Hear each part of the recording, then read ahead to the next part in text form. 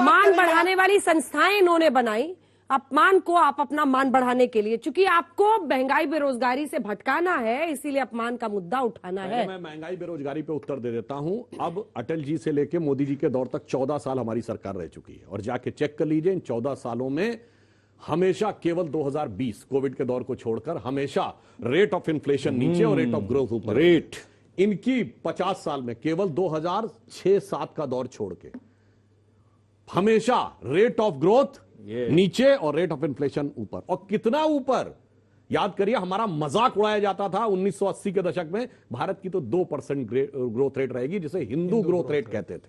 और उस जमाने में याद करिए 10-10, 12-12% रेट ऑफ इन्फ्लेशन। और इतना ही नहीं, आज पाकिस्तान में 27% है ना रेट ऑफ इन्फ्लेशन, भारत में 1974 में 27% थी। जिस जमाने में वो गाना बना था कि पाउडर वाले दूध की मलाई मार गई और राशन वाली लाइन की लंबाई मार गई और बाकी जो बचा था वो महंगाई मार गई। और रेट ऑफ ग्रोथ 1.9%, जाके चेक करिए। Rate of inflation 27%। इन्हें पता है कि उस पर तो मुकाबला कर ही नहीं सकते। इसीलिए मैं कह रहा हूं, यूपी चुनाव के समय अयोध्या राइजिंग किताब लिख के हिंदू बोको हराम किसने कहा? सलमान खुर्शीद ने या हम? जिन्ना का नाम कौन लाए थे? अखिलेश यादव या हम?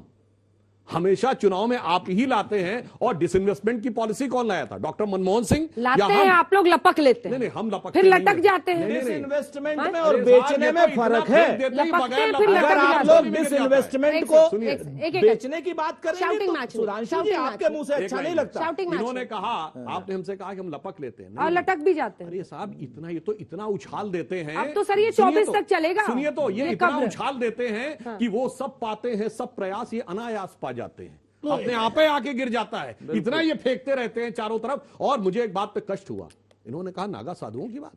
अरे 7 नवंबर 1966 को गोरक्षा के लिए आए हुए संतों पे गोलियां चलवाई थी इंदिरा गांधी ने, और सैकड़ों संत मारे गए थे। और फिर से मेरा बातें नहीं कहना चाहता हूं। कितने मारे गए थे इस पर फिर से आप? अरे भाई, आप झूठ बोलते हैं ये लोग। वो तो मारे नहीं गए थे। झूठ बोलते, मारे नहीं गए थे। कैसे मरे थे? क्या बात है, सीधे गोलियां चली थी। और मैं एक बार जांच पे उठाइए। संसद के आगे गोली चली थी और साधु मारे गए थे। संसद के आगे गोली चली थी और साधु मारे गए थे। साधु मारे गए थे, सैकड़ों मारे गए थे। क्या बात करते हैं? बताइए कितने सैकड़ों मारे गए थे? गोलियां नहीं चली थी। बिल्कुल चली थी, बिल्कुल चली थी। लेकिन आप बताइए, आप झूठ बोलते हैं। आप नरसंहार की बात कर रहे हैं साधुओं का। जो साधुओं में आप साधुओं के नरसंहार की बात कर रहे हैं साहब। और उसी के बाद सुनिए, कल्याण सिंह कहते हैं, वैसे मैं आज पे आए, सुनिए अंजना जी, आ जाए 2023 में आ जाए। 1993 में 8 लोगों की मृत्यु हुई। नागा साधु उसी के विरोध में वहां पर गए थे। हजारों लोगों की नागा साधु उसी के विरोध में देशद्रोही लोग हैं, देशद्रोह का काम करते हैं, लोगों को भड़काते कि सैकड़ों लोग मर गए, हजारों लोग मर गए, ताकि भावनाएं उभरे। किस तरीके की बात करते हैं? वैसे मैं एक बात कहूं, इतना आवेश मत बोलिए। आपने साधुओं के साथ जो किया था, मैं सिर्फ एक फैक्ट रख रहा हूं, मैं अपना ओपिनियन नहीं दे रहा हूं। जाकर जिस दिन गोली चली थी गोरक्षक संतों पे, उस दिन गोपाष्टमी थी, 7 नवंबर 1966। मैंने कहा ना कि देशद्रोही। Mister Rajput sir, shouting match नहीं प्लीज सर। आपके बीच में किसी ने नहीं बोला, मैं नहीं प्लीज बोला, संयम पूरी रखिए। कर लूं। और जिस दिन इंदिरा जी की दुखद हत्या हुई 31 अक्टूबर 1984, उस दिन भी जाके देख लीजिएगा, गोपाष्टमी थी। अब बाकी आप लोग स्वयं तय करिए कि किसका क्या था, ये जाके चेक कर लीजिएगा। हाँ, एक बात कह दूं, जो एक बच्ची ने पूछा था कि कब्र या भस्म एक ही बराबर बात है। नहीं साहब, जब मास टू मास कन्वर्जन होता था, ये 19वीं सदी की बात है साइंस की, जब मास कंजर्वेशन ऑफ मास था। अब E = mc² आया, यानी अब एनर्जी कन्वर्ट्स इनटू मास, और मास भी एनर्जी से बनता है। इसलिए अंततः एक बात बताएं, अंततः एक दिन तो पृथ्वी भी भस्म हो जानी है। तो अंततः सबको भस्म होना है। जो ये कोई कहे कि कब्र में रहना है, तो कब्र में सबको नहीं रहना। मैं किसी की भावना नहीं हाथ करना चाहता, सिर्फ साइंस की बात करना चाहता हूं। इतने सारे बच्चों ने बार बार यही पूछा, ये बोलने की क्या जरूरत है? आपके पास महंगाई है, आपके पास बेरोजगारी का मुद्दा है, अनेकों मुद्दे हैं। अब ये 24 तक कब्र की गूंज सुनाई देगी, उसके लिए तैयार रहिए। और जनता उनसे कनेक्ट करती है मिस्टर मोदी से।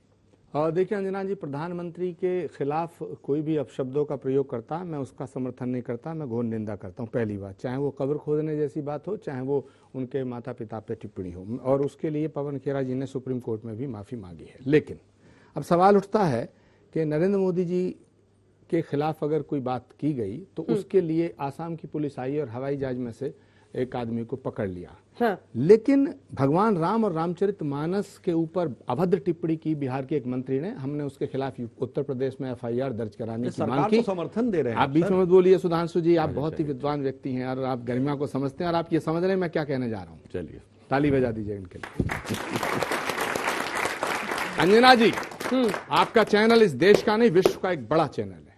मैं पूछना चाहता हूं सुधांशु जी से कि सुधांशु जी, भगवान राम के ऊपर गलत टिप्पणी करने वाला व्यक्ति, रामचरितमानस के पन्ने फाड़ने वाला व्यक्ति, रामायण को गाली देने वाला व्यक्ति स्वामी प्रसाद मौर्य, जो पूर्व मंत्री है, जो आपके साथ भी था, उसके खिलाफ अभी तक एफआईआर दर्ज क्यों नहीं हुई? इसका मतलब है कि जो राम का अपमान करे वो छोटा अपमान, रामायण का अपमान करे वो छोटा अपमान, आपके नेता का अपमान करे वो बड़ा अपमान। ये दोहरा मापदंड नहीं होना चाहिए। मैं मांग करता हूं कि स्वामी प्रसाद मौर्य ने ये बात कही है कि रामायण के पन्ने फाड़ देंगे हम, रामायण को जलाएंगे हम, रामायण के ऊपर बैन लगाएंगे हम। अगर आप सच्चे राम भक्त और हिंदू हैं तो स्वामी प्रसाद मौर्य के खिलाफ एफआईआर दर्ज कीजिएगा, उतार के। जवाब दें। नहीं, जिस तरह से हवाई जहाज में से खींच करके पवन खेड़ा को लाया गया, इस तरह से उत्तर प्रदेश में योगी आदित्यनाथ जी की सरकार है। दूसरी बात, आप बहुत बोले, मेरी बात सुनिएगा। दूसरी बात, सवाल हिंदू और मुसलमान का है। इस देश के अंदर जब आजादी की लड़ाई लड़ी गई तो हिंदू और मुसलमान सब एक होकर लड़ाई लड़े। लेकिन ठीक है, आज का जो हालात, आज का जो मंजर, आज का जो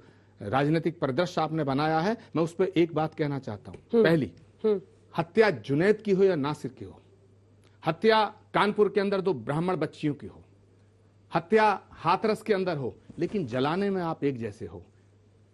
हरियाणा के अंदर आपकी सरकार है, वहां 2 नासिर और जुनैद को जिंदा जलाया गया, और कानपुर के अंदर ब्राह्मणों की बच्चियों को 2 को जिंदा जलाया गया। वो जले गए, उसको कह दिया गया कि हम बुलडोजर लेके चले आए थे। अरे, आप जिस बात को सच करना चाहते उसे आप करते हो। इसीलिए मैंने आते ही कहा था आपकी पार्टी शातिर लोगों की पार्टी है, और शातिरता वो साबित कर रहे हैं उदाहरण के साथ कि शातिर लोगों की पार्टी है। जल्दी से शातिरता का सबसे बड़ा नमूना गांधी कांग्रेस के थे, आपने छीन लिए।